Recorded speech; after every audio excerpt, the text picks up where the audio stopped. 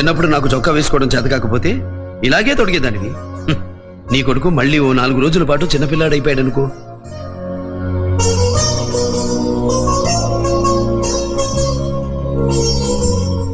ఏంటమ్మా అలా చూస్తున్నావు? చెప్పారుగా డాక్టర్ గారు, కుడి చేయి నరాలు దెబ్బతిన్నాయి, మళ్ళీ మామూలు కావాలంటే కొంచెం ఎక్సర్సైజ్ చెయ్యాలి అని. అంతేగా? నీ పెళ్లికి కుడి చేత్తోనే అక్షింతలు వేసి ఆశీర్వదించాలిగా. ఆ రోజుకి వచ్చేస్తుందిలే. నాన్న కాలిట్టు. నాన్న లేండి నాన్న. ఎరా, మీ అమ్మ చొక్కా తొడగచ్చు, మీ చెల్లాయి బెల్ట్ పెట్టచ్చు, నేను బూట్లు తొడగకూడదా? ఫస్ట్ ఫారంలో నువ్వు లేసులు సరిగ్గా కట్టుకోవటం లేదని నేను మెత్తం పట్టుకుంటే, చిన్నపిల్లవాడికి చేత కాకపోతే నేర్పండి లేదా మీరే కట్టండి అని మీ అమ్మ దెప్పి పొడిచేది గుర్తుందా?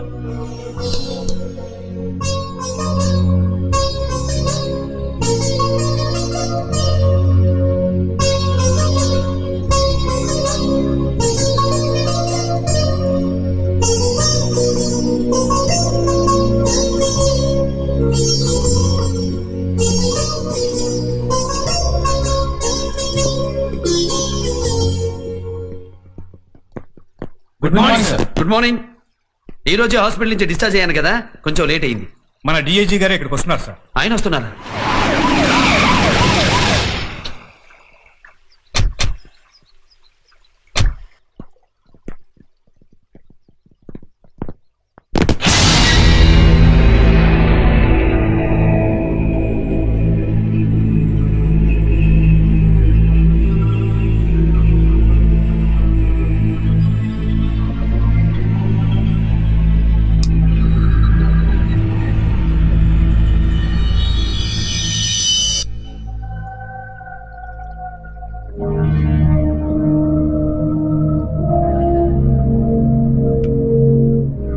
మిస్టర్ దుర్గాప్రసాద్, ఈ ఏరియాలో నేను పోలీసుని అని చెప్పుకోవడానికి సిగ్గుపడిన ప్రతి పోలీస్ ఆఫీసరు ఈ రోజు సగర్వంగా నేను పోలీసుని చెప్పుకుంటున్నాడు నీ మూలంగా.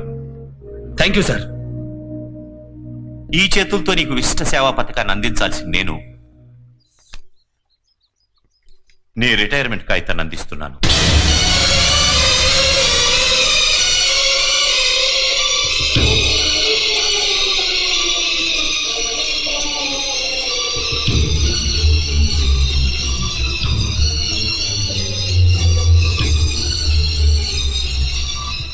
ఇది డ్యూటీలో ఉండగా నువ్వు డిజేబుల్ అయినందుకు ప్రభుత్వం ఇస్తున్న చెక్. సార్, నేను ఈ పోలీసు ఉద్యోగం ముక్తి కోసం చేయడం లేదు, అంకిత భావంతో చేస్తున్నాను. ఆ కాళేశ్వరరావు వర్గానికి ఉరిశిక్ష పడే వరకు నన్ను డ్యూటీలో ఉండనివ్వండి. నేను ఇంతవరకు నా సర్వీసులో రూల్స్ దాటి ఏ పని చేయలేదు. I'm sorry mister DIG. Rules ప్రకారం వెళ్ళాడి కనుకే నా కొడుకు చేతికి ఆ పరిస్థితి వచ్చింది. ప్రజలు ఏమైపోతేనే నేను క్షేమంగా ఉంటే చాలుకుంటే ఇలా జరుగుండేదా? అంటే మీ అబ్బాయి కోసం భారత శిక్షా స్మృతిని కొత్తగా రాయించమంటారా? అతని కోసం రూల్స్ మార్పించి నేను చెప్పేది అది కాదండి. నా కోసం రూల్స్ మార్పించక్కర్లేదు సార్. ఈ ఆర్డర్ ఇచ్చి మీరు నా యూనిఫామ్ ని తీసుకెళ్లగలరేమో గానీ నా సంకల్పాన్ని తీసుకెళ్లేరు, నా ఆశయాన్ని మార్చలేరు, నా కర్తవ్యాన్ని ఆపలేరు. మిస్టర్ దుర్గా ప్రసాద్, చాలా ఉద్రేకంగా మాట్లాడుతున్నావు.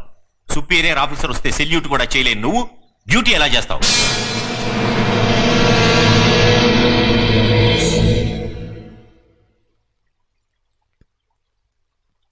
I'm sorry, I didn't mean it.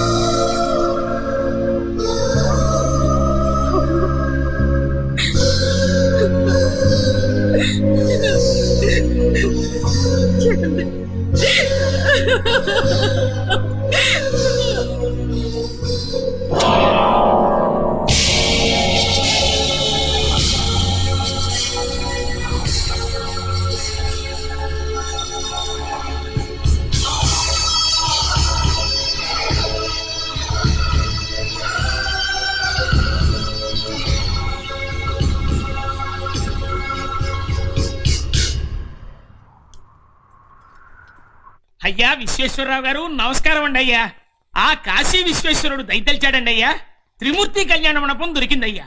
ఒరే దుర్గా, త్రిమూర్తి కళ్యాణ మండపం బుక్ చేశారట, అది మనకు సరిపోతుందంటావా? చెల్లెలి పెళ్లికి అది సరిపోతుంది కదా నాన్న. అయ్యా అంటే అబ్బాయి గారి పెళ్లికి వేరే కళ్యాణ మండపం ఫిక్స్. చెల్లెలి పెళ్లికేమిట్రా? మీ ఇద్దరు పెళ్లిళ్ళు ఒకే ముహూర్తానికి ఒకే కళ్యాణ మండపంలో జరిపించాలనుకున్నాం కదా. ఆ ముహూర్తానికి చెల్లెలి పెళ్లి జరుగుతుంది, నా పెళ్లి జరగదు. అదేంటన్నయ్య? అవునమ్మా, హేమ నన్ను ఒక పోలీస్ ఆఫీసర్గా అభిమానించింది. ఈ రోజు నేను ఆ యూనిఫామ్కే దూరం అయ్యాను. దుర్గా, ఒక ఆడపిల్లను జీవితాంతం బాధ పెట్టడం నాకు ఇష్టం లేదు నాన్న. ఒరే, నీకు నేరస్తుల మనసు తెలుసు కానీ ఆడపిల్ల మనసు తెలియదురా. ఆడపిల్లలు కన్నా తల్లిదండ్రుల మనసు తెలుసమ్మా. వాళ్ళు వద్దని చెప్తే మనకు అవమానం, మనమే వద్దని చెప్పడం సంస్కారం. నువ్వు నాన్న వెళ్ళిరండి.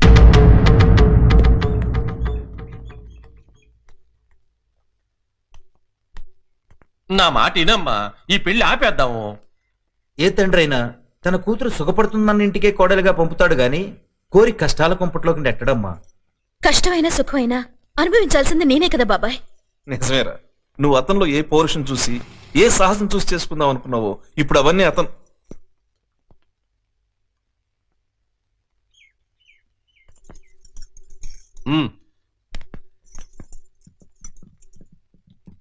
రండి రండి రండి బాబు గారు. కూర్చోమంటారా?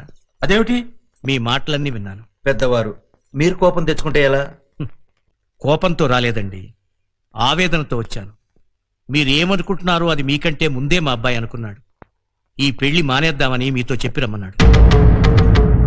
పైకి బాధ నటించినా మీకు ఈ విషయం ఆనందాన్ని కలిగిస్తుందని నాకు తెలుసు.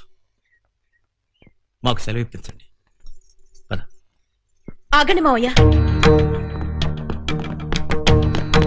ఈ పెళ్లి మా నాన్న నిశ్చయించలేదు, మీరు నిర్ణయించలేదు. నేను కోరుకున్నాను. ఈ పెళ్లి ఇష్టమో కాదో చెప్పవలసింది నేను. ఏ క్షణంలో నేను మీ అబ్బాయిని చూశాను అప్పుడే ఆయన్ని భర్తగా ఊహించుకున్నాను. లగ్నపత్రిక రాస్తే సగం పెళ్ళైనట్లని మీ పెద్దలే చెప్తారుగా. అది కాదే, ఆడది తలుచుకుంటే ప్రపంచ యుద్ధాలు సృష్టించడమే కాదు, ప్రపంచంలో సాధ్యం కాదు అన్నది సాధించి పెట్టగలదు. వైద్య శాస్త్రం ఆయన చేతి గురించి ఏ రాసిందో నాకు తెలీదు. నా కోసం, నా ప్రేమ కోసం ఆయనకి సేవలు చేసుకుంటాను. మళ్ళీ ఆయన మామూలు మనిషిని చేస్తాను. అంటే మన కులం గోత్రం మంట కలిపి పెళ్లి కాకుండానే బరి తెగించి అత్తారింటికి వెళ్తావంటే? ఇది కులానికో గోత్రానికో సంబంధించింది కాదు నాన్న, మనసుకి మానవత్వానికి సంబంధించింది. నాది బరి తెగింపు కాదు, కోరుకున్న వాడి కోసం గురి తెగింపు.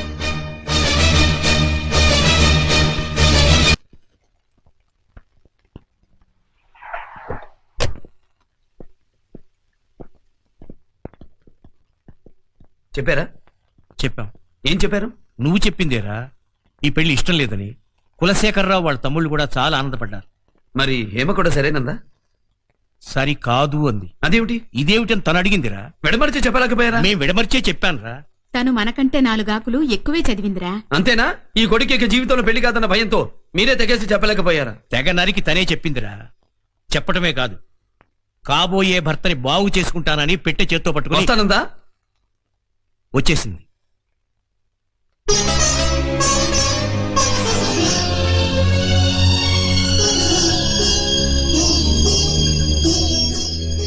నీకు మతుందా? సంపూర్ణంగా. ముద్దుందా? కావలసినంత. పెళ్లిగా అమ్మాయి పరాయి మగాడుతో. సారీ. తప్పని తెలుసుకున్నావుగా, ఇక వెళ్ళు. నేను సారీ చెప్పింది అందుకు కాదు. మరి మీరు పరాయి మగాడు కాదు, నాకు కాబోయే భర్త. అందుకే సేవలు చేయడానికి వచ్చాను. దానికి మా అమ్ముంది, చెల్లెలుంది. తల్లి చెల్లి చేసే ప్రతి పని ఇల్లాలు చేయగలదు, కానీ ఇల్లాలు చేసే ప్రతి పని తల్లి చెల్లి చేయలేరు. మీరెవరు చెప్పినా నేను వినను. మన పెళ్లి రోజు వరకు నేను ఇక్కడే ఉంటాను. ఆడది నిర్ణయం తీసుకునే వరకే మగాడి మాట వింటుంది. తీసుకున్న తర్వాత మగాడే కాదు, మొగుడి మాట కూడా వినదు. నువ్వు రా కావేరి, బెడ్రూమ్ చూపిద్దు గాని.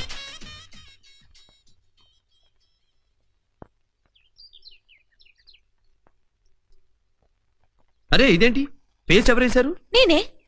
నువ్వెందుకు వేసావు? అదేంటి, రేపు నాకేదైనా అవసరం అయితే మీరు చేయరా? అంటే సపోజ్ మన ఫస్ట్ నైట్ అయిన తర్వాత నెల తిరగకుండానే నాకు నెల తప్పిందనుకోండి, ఇంత పెద్ద కడుపేసుకుని ఆపసోపాలు పడుతూ ఉంటే అప్పుడు ఏమండి కొంచెం చీపురు గట్ట అందుకోండి అంటే మీరు అందుకోరా? అమ్మయ్యా, నవ్వారు కదా. అవతల మీ ఎక్సర్సైజ్ కి ఏర్పాటు చేయాలి. డాక్టర్ గారు వచ్చే టైం అయింది. ఏమండోయ్, స్నానం చేసినప్పుడు పిలవండి. దేనికి? వీపు తోమడానికి. ఆగండి ఆగండి, ఏంటిది? ఇదేమన్నా అమెరికా అనుకున్నారా స్పూన్తో తినడానికి? మరి ఎలా తినమంటావు? మిమ్మల్ని తినమని ఎవరు చెప్పారు? నేను కలిపి ముద్దలు పెడతానుగా. ఏంటి గోరుముద్దలు తినే చిన్నపిల్లాడిలా కనపడుతున్నానా? అదేం కాదు, కింద జన్మలో కూడా నేను మీ భార్యనే. అప్పుడు నాకు ఒకసారి బాగా జబ్బు చేసింది. ఇలాగే గోరుముద్దలు కలిపి నాకు పెట్టారు మీరు. నేను మాత్రం మళ్ళీ జన్మకు ఒక ఆశ పెట్టుకున్నానమ్మా. అత్తయ్య భార్య కావాలనా? కాదమ్మా, నీ కడుపున వాడి కొడుగ్గా పుట్టాలని.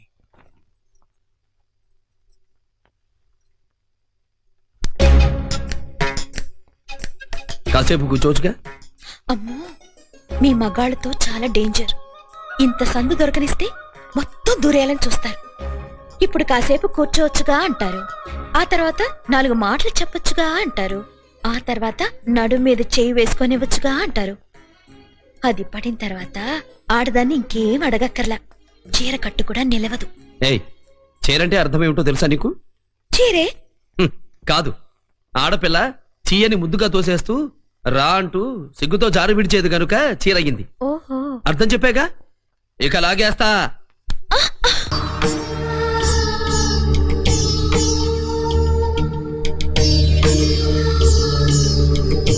రండి డాక్టర్. దుర్గా ప్రసాద్, ఉమ్. అలా చెయ్యి బలవంతంగా ఉంచుతుంటే నొప్పిగా లేదా? గాయమైన రోజే నొప్పి తెలియలేదు డాక్టర్. వేళ్ళు ఇలా కదపడానికి ప్రయత్నించు. కష్టం డాక్టర్. ఆ చెయ్యలేవు. ఇప్పుడు ఎలా ఉంది? స్పర్శ తెలుస్తుందా? తెలియట్లేదండి. తెలియాలి.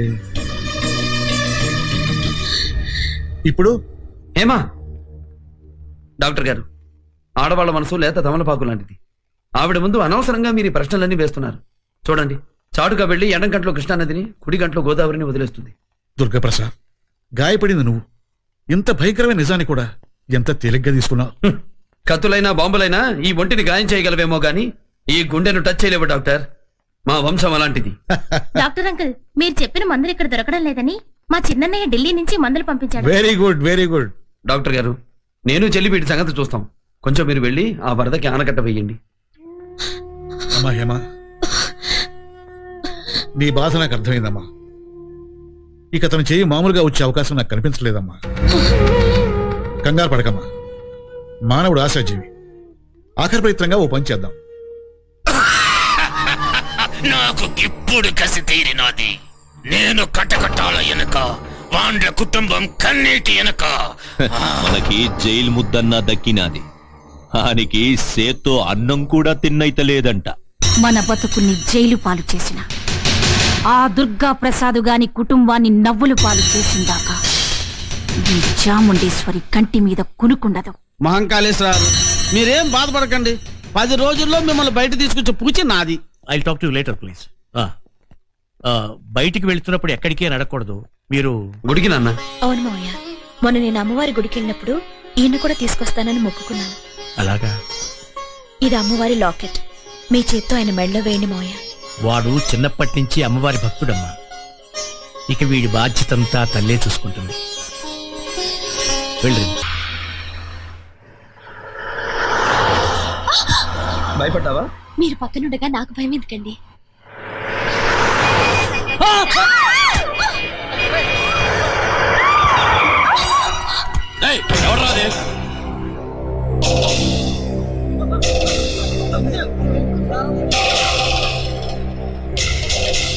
ఆగండ్రా. అవులాగాళ్ల లెక్క ఉరుకుతున్నారేంద్రా? వానికి కుడి చేయి పనిచేస్తలేదు. ఒక్క చేత్తో వాడు మనల్ని ఏం చేస్తాడ్రా? వేసేయండి.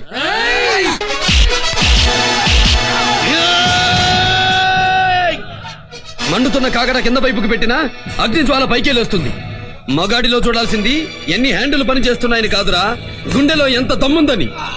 ఉన్న ఒక్క చెయ్యి ఇక్కడ ఇరుక్కుపోయింది. నువ్వు మమ్మల్ని ఏం చేస్తావురా?